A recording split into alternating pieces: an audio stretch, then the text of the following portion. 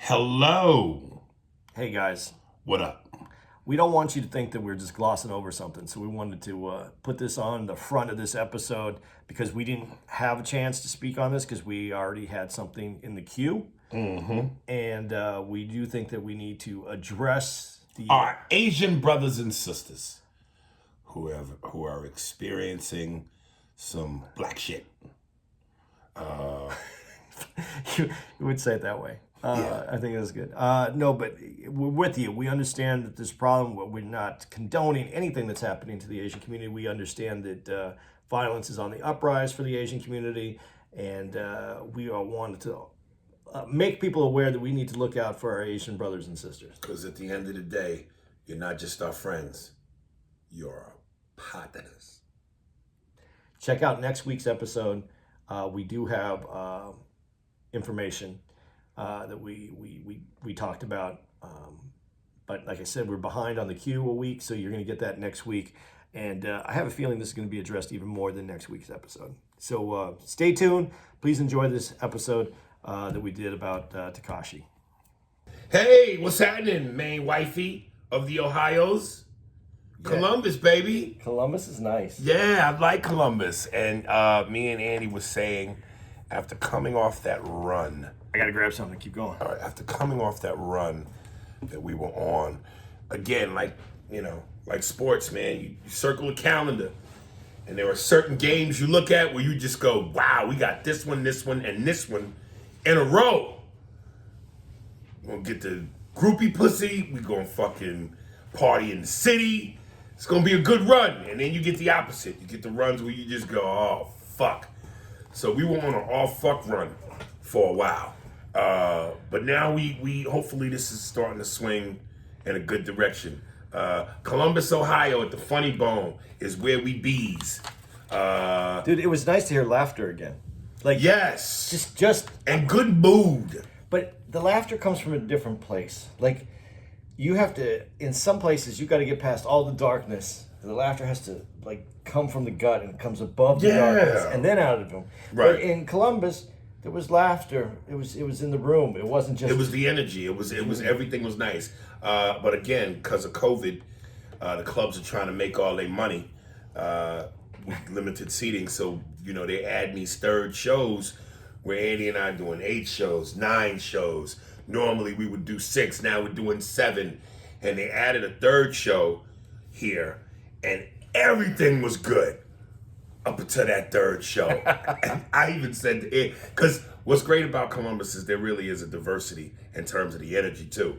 A lot of white folks, some Hispanics, but the energy is just great. And I always said I have more fun when the crowd is multicultural.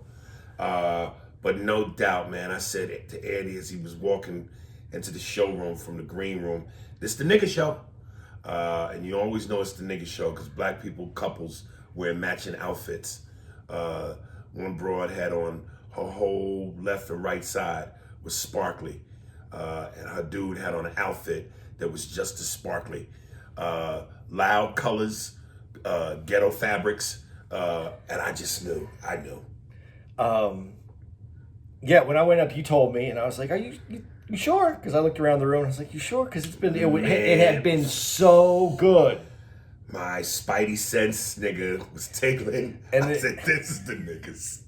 And then you said you could tell from being in the green room. I don't know how many people understand how this works, but some places have the green room really close to the stage, so you can see from the green room what's going on. Right. Other places, like Columbus, have their green room actually behind the kitchen. So it's the showroom, the hallway, the kitchen, and then that's where the green room is. So you have no idea what's going on stage other than listening to the speaker. Right, and that's in the green room where you could hear the show and hear the feedback. Yeah.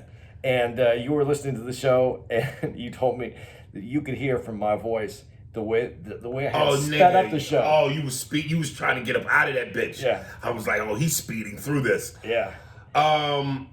And listen, y'all have heard me kind of go on this tangent before, and I'll try not to be as extensive, but I'm gonna say it again because on my way to Andy's room to record the podcast, the way the room is set up, we got this little desk. and both of us like to work from the desk, but there's only one chair, so I have to wheel my chair from my room to his room. And as I'm walking through the hall, I see this nigga going into his room, nigga with dreads and a baseball cap, and I mean, his whole ass was out. I mean, pants just sagging right. His whole ass was out. It was so low, I'm convinced from the front his dick was out. And let me just say this: as the older I get, and I make no reservations about this, I hate niggas, man. The older I get, niggas make me sick. And I told you last night, Chris Rock, I love black people. I hate niggas. And I know a lot of ghetto street niggas got love for me. But if you wear your pants with your whole ass out, get the fuck away from me. Because, again, it comes with a fucking mentality. I can tell by your mentality with your jeans up below your ass, and you wear that in public like that. I can tell you think a certain way. You move a certain way. And last night, the show was so ghetto. You had a fight break out up in the balcony, and I thought it was down on the lower level. And I was trying to ignore it, but between the murmuring and the other little bits of noise, I had to go, yo, time out. The fuck is going on? And it turns out some people in the balcony had told some dude to shut the fuck up because this nigga was loud and talking. And he got mad because they told him to shut the fuck up like they was wrong. And he was like, I'm a grown man. I'm a grown man. Well, if you're a grown man, nigga, act like it. You know, it's called show etiquette. Niggas come to shows and are disruptive. Niggas come to shows and fucking are loud. Niggas come to shows and don't know how to act. And it's just like, fuck. My tolerance for niggas is depleting. And it's like, you mad at somebody because they pay money to see a show and you don't get why they're upset because you're ruining their time. Niggas make me fucking sick. I'm getting tired of niggas, man. Yeah, I know you're scooting out the frame. I'm tired of niggas, man. And you don't even have to compliment. You can be my therapist. Nigga, I'm venting. Niggas make me sick. And like I said, I know a lot of them give me love. Yo, I fucks with you, nigga, and I'm grateful. But god damn it, learn etiquette. Learn how to act. Shut the fuck up at a live show. Even the black bitch in the front, you know, want to get talkative with me. Like, bitch, this ain't about that. All right. Pull your fucking pants up, niggas. Since you said I could be your therapist, let me be your. I'm not gonna be your therapist. Let me be the other side of the conversation for 1 second. Which side you represent? I'm gonna be the black dude that says to you, but Aries, man, you've been in this game for a long time. You're supposed to be able to handle that. How do you handle? You should be able to handle that. And I handle it. It don't mean I like it. I handle it. I could have chose to ignore that shit, but then I wouldn't have been doing my job as a comic. And then I wouldn't have been able to live with myself knowing I didn't do what I was supposed to do. So I handled it. And because, again, I've been doing this 30 years, I've been in the crunk gym, I get dirty. If I have to scrap on the mic, I scrap on the mic. But it don't mean I like having to do that shit. No, and the reason I asked you that question is so that you would say that, because being on the road with you for the last 3 years, there's a difference that you have in your energy after you've done a show. You could still have a great show in that room. In any room you could have a great show. But when you have to deal with things instead of being a comedian, and you have to obviously, I don't want how you have to put more effort into controlling the room than you do into making people laugh. Right. That takes so much away from you, and I see that. And it's controlling the room while making them laugh. Yeah. Because you just can't and this is why I say again to young up and coming comics that you go to the comedy classes and the local comedy clubs ran by the managers who charge you money to teach you about shit that you'll never learn from them, only through real life experience. You can't teach that. You cannot, no comedy club manager or owner can teach you about that moment, those moments which will occur, where you have to take control of the room and make people laugh, throw away your playbook, call a fucking audible, recognize the blitz, scramble out of the pocket. They can't teach you that. Now, and last night you even said to me, because I said I sped it up, I switched my set around. I got just to meet. I just did partial pieces of jokes. I just did just the meat, Right. and then moved on. I didn't even try to do a lot of Right. setup. And that's when you go, because you're finally learning how to like weave through that shit. Because Right. you have to know how to work the room. And when you do say that about young comics, this is my college that I just took. I took Ari Spears' college course in work in a room that necessarily doesn't. And I think I want to say this to you. I think it's even maybe a little more difficult now because people have been locked up in their houses for so long, and they get together and they see some people that they haven't seen, or they're meeting some people out and they're talking because they haven't seen each other, and it gets louder because the etiquette may be there normally, but it isn't because people haven't had to work with that in this confines. And Yeah, I don't know that I agree with that, man. Ignorance is ignorance, regardless of the situation. Ignorance always rears its head whenever it's not supposed to, regardless of the situation. I know what you're going for with the COVID thing, and motherfuckers is overly excited and happy to be out, so they putting extras on it. But no, them niggas are the same no matter what. What do you call white folks that do that same shit, though? I mean, whatever derogatory term you want to use for them, throw that to them too. Because white folks do it. But I'm just saying, niggas, like I said, we put, what's the name of the dude from the fucking internet, famous, the Salt Man, where he does his arm like it's a bird, or like he's doing the gooseneck from basketball. The cooking guy? The cooking guy, and he always wears the glasses. That's niggas. We put extras on whatever we do. Whatever we do, even being ignorant. So if you're gonna fuck up the show, you're gonna fuck it up extra. Oh, niggas is spicy with the ignorance. At whatever level white folks is ignorant, niggas are the spice dude. We add that je ne sais quoi on ignorance. Jesus Christ, man. Like sometimes I just want to do my plays, man. Let me do my plays. Especially on a third show when it's been a long fucking night. Do my plays. And then if I feel within my own comfort level like freestyling, then I'll do that. But nigga, don't make me run out the pocket and scramble, because you motherfuckers don't know how to act. So do you think there's ever moments in like Patrick Mahomes when he's playing football and he has the play and the play gets broken up and he scrambles out of the pocket and he runs for a touchdown and then he goes to the sideline and all the players are like, yeah man, you did that shit, look how you did it, and then he goes, yeah man, but you know what would be better? If you fucking if you block, nigga. Block and you held up the line and I could have thrown my fucking pass. Dude, let me tell you something. Like I said, I think I'm grateful for it. I'm cut from both worlds. I'm not an extreme on either side of the landscape. I am part Cosby. I am part Huxtable. You know, I've said it a million times. My mother was world renowned and smart and made us do things outside of the norm, and you know, were well read, and you know, we had that Huxtable shit. So I'm grateful for that. But a part of me also grew up poor with mice and roaches, and I'm part good times, part Huxtables. And I like being both. If I was one extreme or the other, I don't think I would be as potent as a comic. Because it does take a little bit of ghetto in you to be able to handle that shit. You gotta be able to match fire with fire. So I can go there.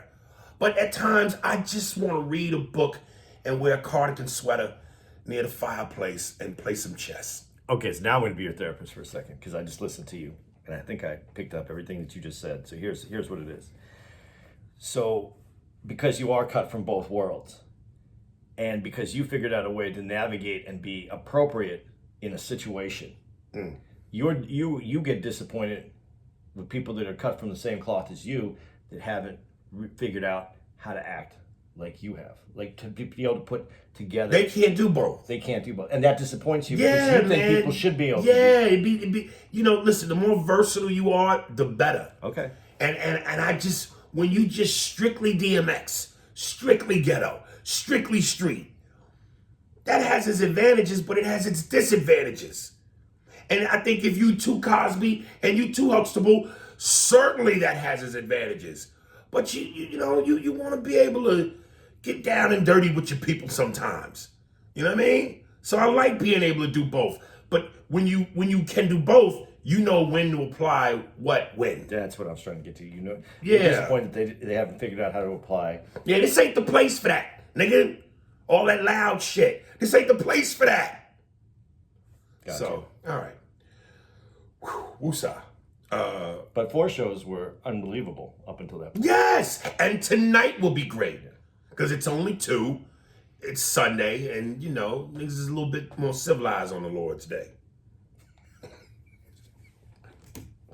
And have you ever heard anybody who street that used it and said, I would fucking just take you out right now, but it's the Lord's Day? No, but that would be hilarious. Yo, dog, normally I'd fucking rob you, but today is Jesus Day. I'll see you tomorrow, Monday. All right. We're going to talk about this Tekashi 6ix9ine documentary. Before we get into it, though, I got to say, man, Showtime is really putting its dick on the table. Yeah, it is. Because once upon a time ago, in the era of The Wire, Sopranos, when I think HBO was at its peak of its powers, True Blood, the comedy specials that were coming out. Yeah, 6 Feet Under, the comedy specials. Just in terms of documentaries and TV series, HBO to me, of all the movie channels, were the bully on the block. But Showtime, dude, between City on a Hill, The Good Lord Bird, Your Honor, great documentaries like Tekashi, Macho Camacho, they are muscling its way into the pussy, nigga. Yeah. They're no longer the Cleveland. Just a bit outside. Yeah, they turning into something. And I know at one point, I had said to you as a suggestion, yo, did you see the Camacho special docu? And you said you did. Yeah. Yeah, and we said, what a great fucking documentary. Yeah. The ending is sad because it doesn't give you any closure. Right. And it just makes you feel for his mom, but the documentary was You great. felt he brought it on himself, though? With the lifestyle and the drugs and the not wanting to get out of Puerto Rico when some people told him, hey, man, you need to get the fuck up out of here. I think when everybody around you who has your best interest in heart Right. tells you that this is probably not the place that you should be right now for whatever reasons that they have for you, and you don't want to change the way you're acting, then maybe you do need to go to another place for a little bit of time. I mean, if someone came up to me and said, hey, Andy, whatever, you shouldn't be here because of this, sometimes that's where that's as you just put your dick on the table because you want to prove to you don't care, that you can outlast and outstrength anybody. Right. But it's hard to beat a bullet. Right. And it was crazy. Like I remember, and this was Camacho was at his run and his peak in the 80s. And he was a blur to me because I never really paid attention to him, other than the fact that I remember all the extravagant outfits. Yeah. But I didn't know this motherfucker had hands. I mean, he was De La Hoya before De La Hoya.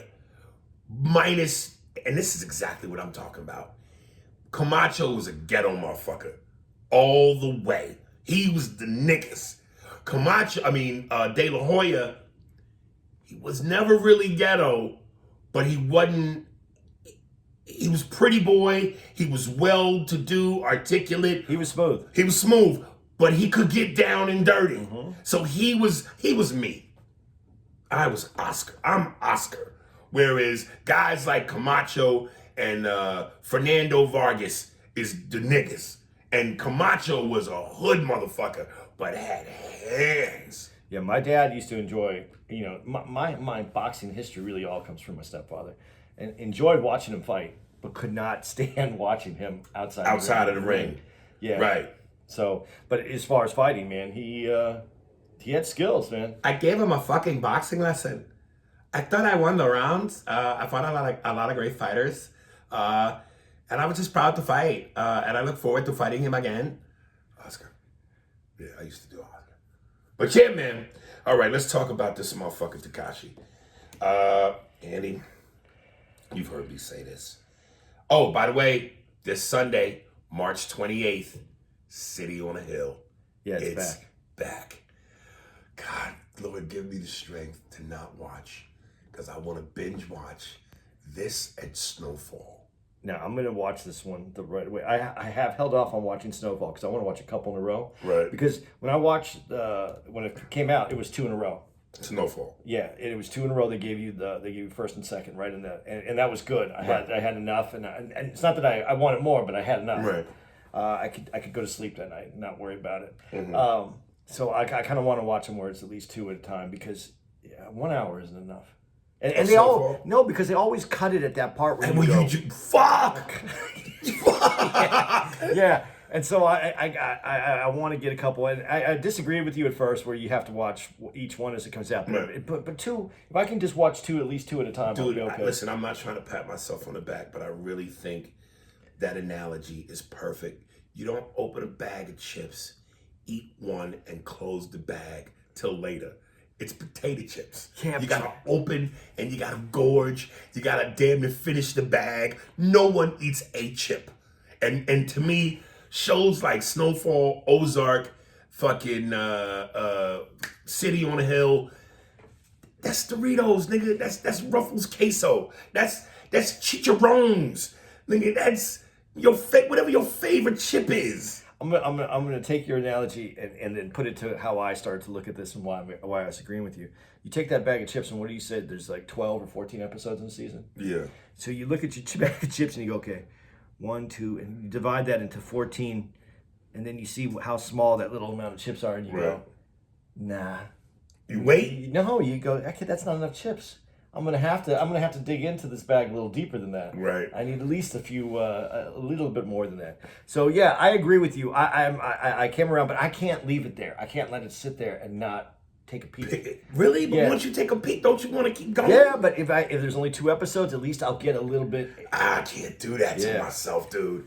Like I said, I did that with Power, and it drove me nuts. Cause Power would end on a fuck.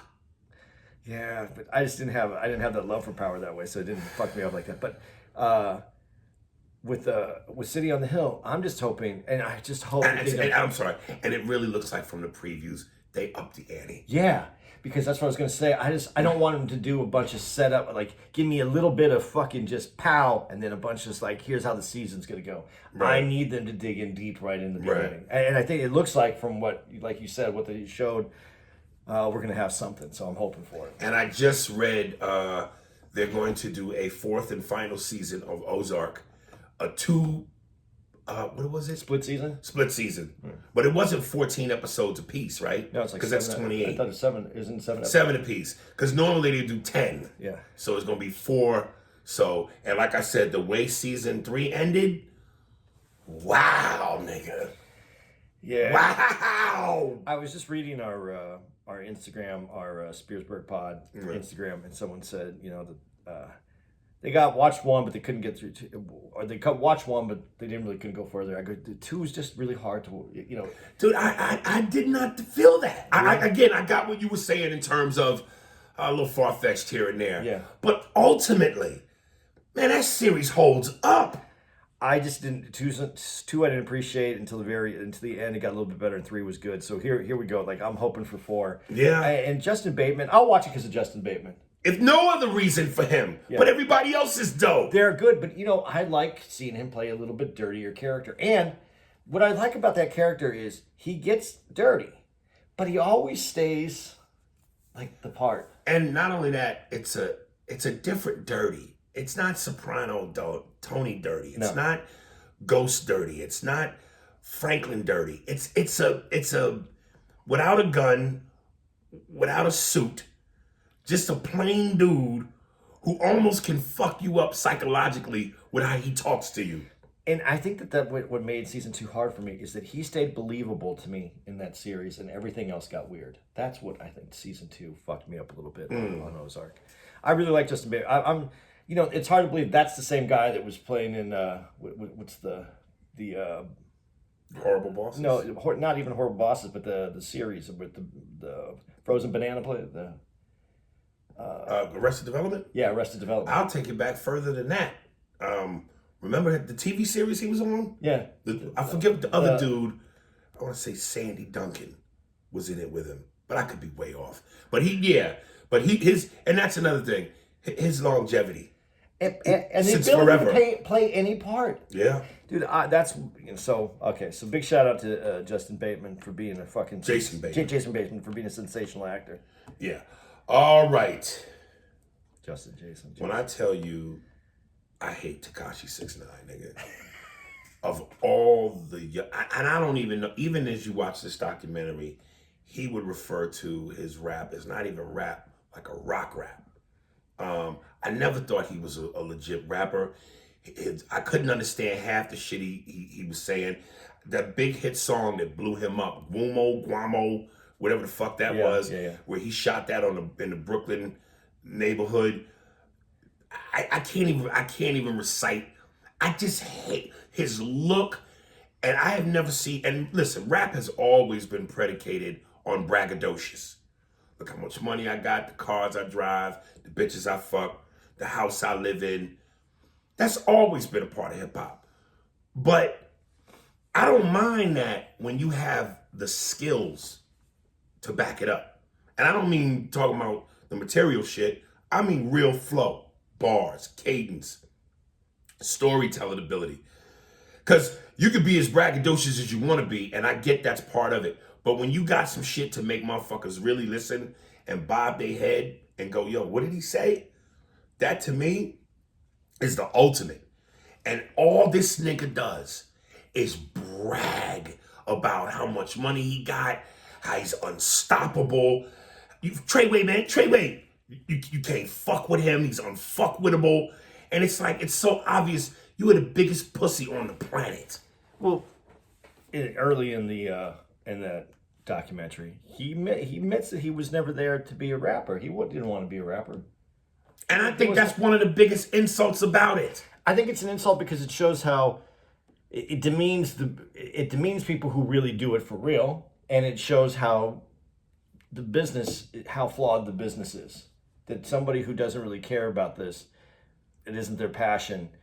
And you see that through the whole industry, the entertainment industry. There's a lot of people in it that could say we could say the same thing about. Right. But this is music, and this is moving people, and he did it in a way that it was so just it was cheap, and he cheapened the art form. Not a fan of him at all. I also saw the other documentary, which was the making of Danny. I think it was Daniel's his full name. Danny Hernandez. Danny. I thought they said Daniel, but whatever, Hernandez. And I saw that one too, which is even sadder because more. But is that separate from the 3? Is that's I think that's on Netflix or Prime, and that one. I mean, I felt worse because his girlfriend's in there more. And, right. And she seems like a genuine person, so right. That made me really dislike him even more. Let me ask you. They said in the thing he's a marketing genius. Do you believe that? Would you give him credit for that? Well, yeah, I guess I have to. It's not whether I believe that he's a marketing genius. He proved that he outmarketed the whole game. He did it. He took himself to another level. He made himself a millionaire. They said that he did have something though. Like all the people who were around him said that he had that. They talk about that in the Hollywood thing. That you have that it thing. Then I don't know what it is. I thought I did, but maybe it's the it in stand up or the it in acting is different from the it in music. Well, they said he has that energy too, and that's one of the things that they talked about his stage performance, and that he stayed, like very engaged throughout the whole performance. Like 100% the whole time on stage. So I don't want, in a way, when I said he cheapens the art form, I don't want to diminish the stage presence not because of him, but because people came to this show to see him. So obviously he offered them something. Here's what I wish I had the ability to do or the know-how. And I'm, part of this may truly be, a matter of fact, I don't even doubt it. The part of it is truly a generational thing because, again, you and I come from a different era. But the way they said hi in terms of his marketing, and like so many of these young kids, he knew and knows how to use this technology. Yeah. This phone. Yeah. What you can do. Social media. And again, I've made no bones about it. I'm a dinosaur. I come from the 80s. I come before all of this shit and to being around during its birth. But I come before it. So to me, the concept of trying to do certain things through a phone and through social media platforms, it's just weird to me. Whereas I know these kids, this is their thing. Well, they grew up, like you said, they grew up on it. But, I'm going to say that that's a little bit of an excuse on our part because we didn't grow up with it. But the people who created it, like if you take a Steve Jobs, if you take all the, I'm not going to, who's the Microsoft guy? Bill Gates. Not Bill Gates, but his other guy who owns part of the. Oh, I don't know. Anyway, all those guys, they're Yeah. older. They saw it. And there's some people that can look at something and see it in a completely different way than everybody else is looking at it. And I truly believe that when he's holding it, when they're doing the part where they're talking about the phone, he said, Right. if you have one of these, you can make you can be a millionaire if you have one of these. And he's holding up the phone. And he sees that as a tool. He sees it. And obviously, before there was tools, like actual tools, I mean, everybody, you figure out like an auto mechanic might have a hard problem doing something, so he creates a tool that makes it easier for him. These guys look at this and they relate becoming rich and famous as a tool, that this phone is a tool, and they see how it works that way. And it's our inability, and maybe just some of it may be age, and maybe some of it is that we just don't have that part of our brain that sees things that way. But that dude did. Obviously, he was able to do it. I mean, he has proof that he did it. Do I agree with the way that he did it is the other question. Using the phone is one thing, but then the marketing that he did. Well, listen, I get the part about it being a tool and a means to help you reach a wider audience, and everybody's on their phone and you can't go to an airport now. And I dare you to go to an airport while you're waiting to get on a plane and you're sitting at the terminal. Everybody's on their fucking phone. Phones have replaced books, magazines, whatever it is, television. The phone is the wave. So I get that part. But I guess what you just said, what you do to accomplish it.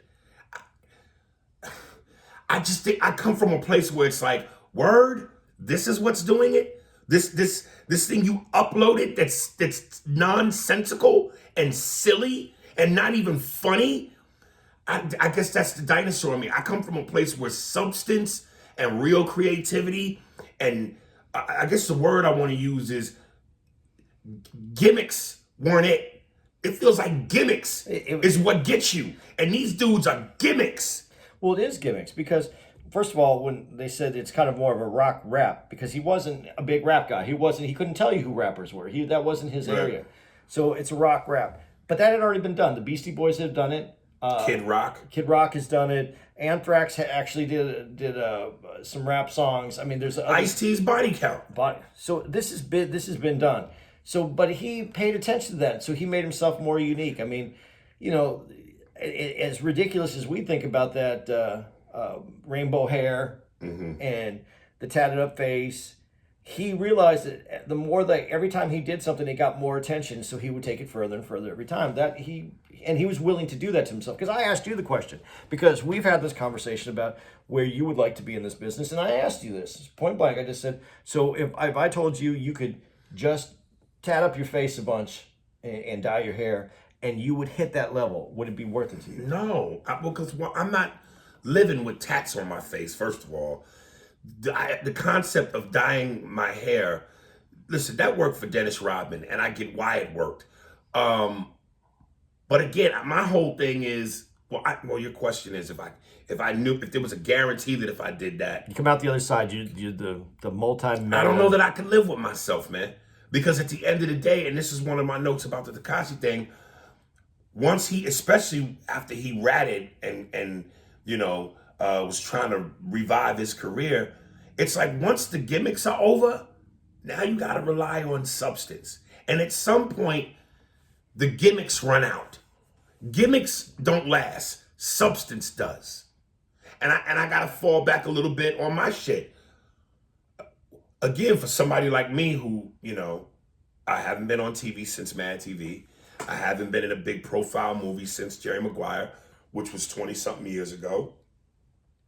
Why do people still hold me it's such an esteem? Why do people come and go, yo, legend, go, whatever you want to give me? And we've gone down this road. Substance, whether it's what I've said in interviews that's genuine from the heart, you could tell it ain't no put on. I'm true and real to the game, even though again, yo, you real, yo, you real. Dave Chappelle's when keeping it real goes wrong. At some point, I feel like my realness is costing me or has cost me. But bottom line, the authenticity, the material, I'm for lack of better words, nigga, I'm authentic. I'm the real deal. Your true character means more to you than coming up with a character. Exactly. True character versus a character. And it's like, you could tell this dude was gimmicks. Like there's that one shot at the end of the one episode where his bodyguards are pulling him along in a wagon while he's eating ice cream. Like, nigga, who are you trying to impress with this stupid shit? Like that's what you down to doing? I've seen the countless footage of that. He had this one piece of footage where he's screaming into the mic. I guess, his last album or something, a single, hit the Billboard early. It was like #1. But then by the second week, it dropped all the way down to 37. But he was in the camera, you can't fuck with me. I'm on fuck, you can't fuck with me. And he was doing all this raging and I told y'all niggas y'all can't fuck with me. I'm just like, nigga, your volume is so loud and so over the top. You can't help but hate you. I was talking to Alex Thomas, and Alex said, man, this nigga is inches away from death. The shit this nigga does with the calling out niggas and the ratting and betraying gang members and all the tough talk. And whenever you see him in footage, he's got 1,000 bodyguards around him. So now we even know that you playing it up because you got protection. Well, protection aside, this is where, we didn't get to this part. This was all before the ratting out part. First of all, he upped the gang affiliation. He's the one who you see him bringing out the red bandanas. You see him try to sell this even harder. Like, okay, right. I know you guys are gang members, but let's jazz it up here. Let's really throw it in there for my video. And then to not only just turn, but to rat. Listen, I'll be real honest about some stuff that I've said here in the past. Yes, I got in trouble. Yes, I had to go to jail, and I did a lot. And I'm not saying this because it makes me. I'm not proud of this, but this is the facts, and I did what I was supposed to do, and I took it, and I didn't rat out anybody, and I could that night I was offered my car. They held up my keys, my car, and said, "I'll let you go home tonight. You have to come back. We'll get you a minimal sentence, but you go home tonight. You never do a day in jail." If you're willing to take the rewards from what you've done, and you're not willing to take the heat, then you deserve whatever comes next. And that's how I felt like he was just a piece that upset me. And the reason I got out of it is because at the point where I was and what had happened to me and where I was in this, I didn't know if something happened again, if I was going to be able to stand up on my principles. So I realized that I had to leave. So when I see someone like this who took all the money, took the fame, took everything, and then just flipped and flushed all those guys down. Now, I'm not saying I like all those other guys. I'm not even saying I know who those other guys are, that I would appreciate those other guys. But you accepted that friendship. You accepted what they gave you. So once you take that, you're in. Obviously I've never been to prison or, I've been to jail, been locked up over petty shit. So this is clearly my assumption. I don't know for sure. And if there's any motherfuckers who have done some time, they can answer this for me. But I would imagine that, and I'm using Mike Tyson, but I also know with Mike Tyson, there has to be a nigga, that's Mike Tyson. So I'm not trying to take his booty or fuck with this nigga because he's the #1 knockout artist on the planet. But even if there wasn't that necessarily, I would imagine some dudes come with enough of a rep or a respectability factor where some dudes in prison, the word might spread, he's not to be fucked with. If nothing else, not necessarily out of fear, because anybody can be got, but more because, yo man, this nigga, we know he's from the streets, he's real. There's something that comes with this nigga. Respect. There's a pedigree with this motherfucker. And then there are certain dudes like Tekashi who I'm sure it had to run through his mind. They will destroy me in prison. All the tough talk. I know I'm not that dude for real. The colored hair, the clownish look. I would have a target all over my buttocks. I just know where I can go to jail. Then he shouldn't put himself in that position that he could go to jail. Because that's what I'm saying. If you are in a situation where that you got yourself in trouble, and ratting is you rat at these dudes out, ones that you accepted open arms, their help, their assistance, Right. that befriended you, and you took all that. You got to go, and what happens to you happens to you. And if you can't handle that, then get the fuck out. Right. And again, that's why I said when I was in that position, and I realized I don't know if I could, if I was in this situation again, the next time it would be even harder. I don't know, I don't know where I would stand. I was worried about could I do whatever amount of time would come up again, and that's why I was like, there's no way I can get in trouble again, and I moved my fucking shit out. And again, this is part of why I can't stand Tekashi, because there was that moment where he had a beef with some dude from Chicago. Chief Keef? Was that Chicago? It might have been him. But whoever it was, he was talking so much shit. Prior to the cut to, his whole thing was, nigga, I'll come to your hood. And nigga, what? And listen, every major, Tekashi, I can't be stopped. Every major ghetto is to be cautious. Ain't no soft ghettos in America. I don't give DC, New York, LA, wherever there's niggas, it's not to be taken lightly. But particularly Chicago, them niggas is dangerous. And them projects is dangerous. So this motherfucker shows up at like 3 a.m. by himself. I don't know if you ever saw this clip. Tekashi jumps out the car, I guess in this nigga's neighborhood, talking shit. Like, motherfucker, I'm here, nigga. What's up? Yes. And first of all, you could see how nervous he was. You really could see he was nervous. But he did it purposely at 3 a.m. when he knew everybody's asleep. And you knew it was early because you could hear the birds chirping as the sun was getting ready to come up. So I think it was maybe even closer to 5. So it shows you how phony this motherfucker is with all the rah-rah. And then there was a clip I saw recently where he bought this chain and you spin it. And he goes, yo, let me tell you something right now. All you, first of all, a lot of these young niggas do this. And again, I know, braggadocious. And my era of rappers, from the gold rope chains to the 90s classic era of rap with the platinum joints, when it was platinum with the big diamond medallions. I get all that. But it's like these motherfuckers brag about, we would wear the jewelry and the shine of it would speak for itself. You don't have to brag on your loud shit when your jewelry's already loud. It's talking for you. It's blinging. But these niggas almost are like, please come rob me. And he's like, yo, I paid $1 million for this chain. So I'm telling you right now, when I come up in the club, all y'all drug dealers, scammers, and other rappers, you'll get the fuck about the club when you see me. Now look, man. First of all, you're bragging that your chain is $1 million.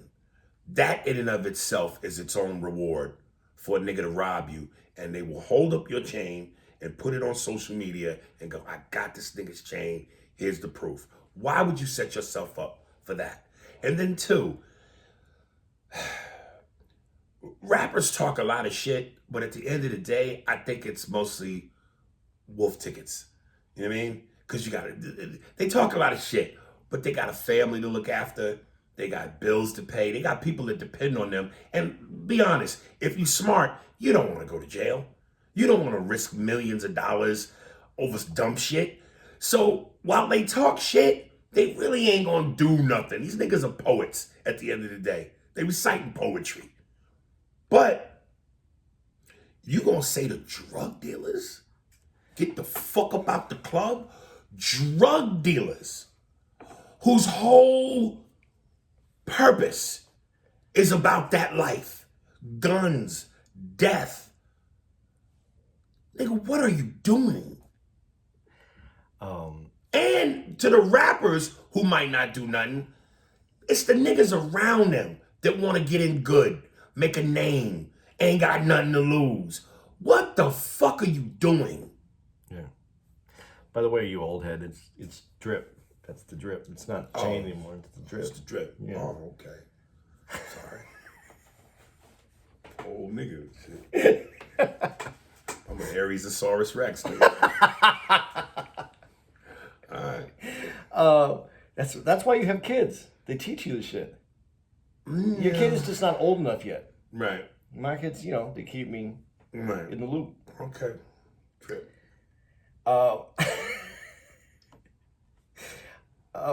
But going back to who he was as a person, he was just wanting to be rich and famous, and that's an empty place to live your life. Because if that's all you want to do is be rich and famous, but you don't have anything that you're passionate about to get there. Well, you just said it. If that's all, because I want to be rich and famous. But you have something that you're Right. passionate about. Right. He wasn't. He didn't. It was like it wasn't rap. Wasn't his area. He was just. I forgot what other music he even said that he liked more. Right.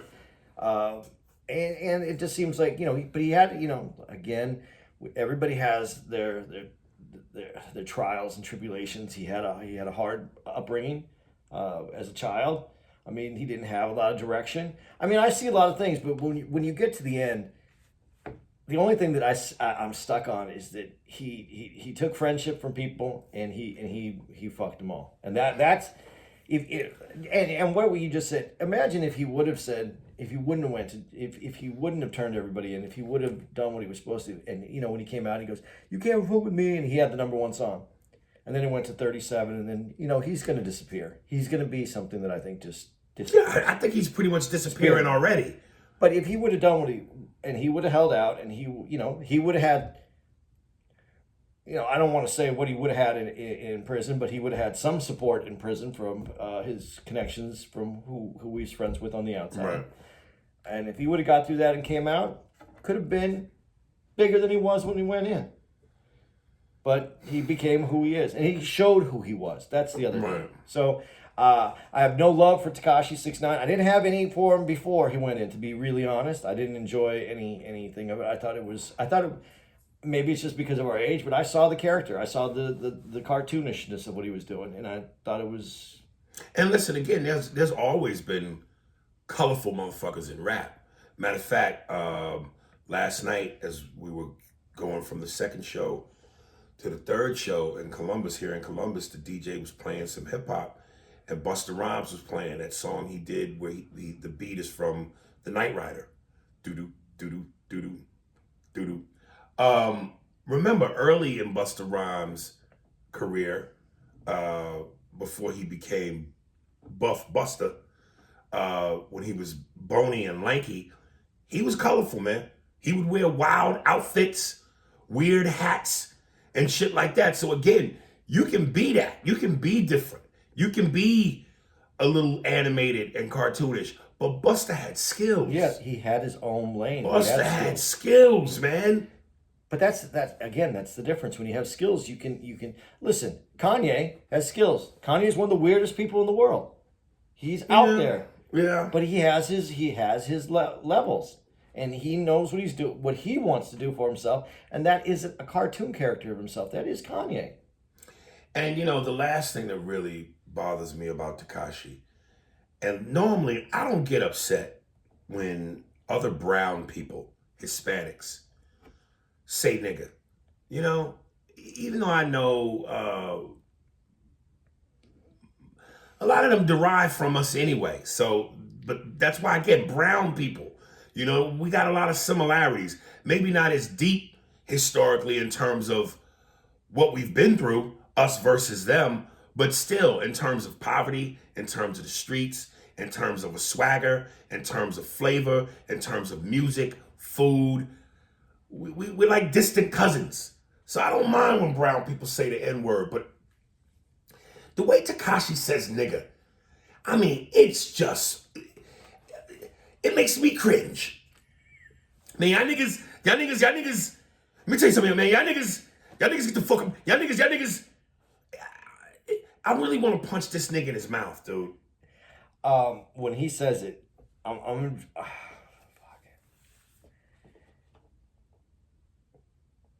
Understanding that he's Hispanic and what you said about brown folks, but he's Mexican, dude. And my Mexican in me goes, oh, like, dude, because he doesn't, what you just said about brown people. And I know that I image white, so I never thought that I had, I thought that word, as far as I'm concerned, that word is off limits to me. In the context of being out on the street and talking to people and being who I am. But I see a lot of Hispanic, brown people, as you just said, use that. But when he used it, it made me cringe from my Mexican side. I was like, nah, man, that just felt... Dude, Fat Joe says nigga.